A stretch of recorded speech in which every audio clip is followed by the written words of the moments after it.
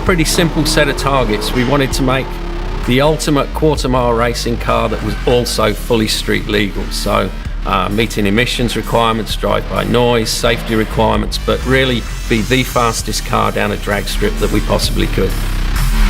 About 62% of the parts in the engine are actually changed over the standard Hellcat engine. Sounds a big percentage, but if you imagine the extra thermal and mechanical loading, these airflow requirements, there's an awful lot of modifications in the base engine versus the original Hellcat engine. Oil is critical in all high-performance engines, and especially so in the Demon. We rely heavily on oil to basically protect a lot of the metallic components in the engine. Give you a little bit of an idea, when we're generating 840 horsepower at 6,300 RPM, we've got about 135 bar peak firing pressure in the cylinder. And that equates to about 11 tons standing on the top of every piston and over 50 times a second. That load gets transmitted through the mechanical components, piston, conrod, down to the bearings, big end bearing, main bearings, and basically the oil gets squeezed down to a film that's less than 1 micron thick.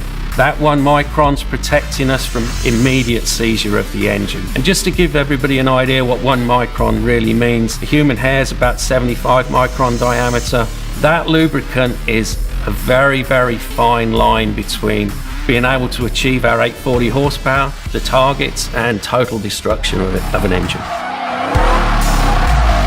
As well as providing the wear protection for the engine, we're also looking to cool critical parts in the engine. So we have combustion temperatures that are about 2,500 degrees Celsius.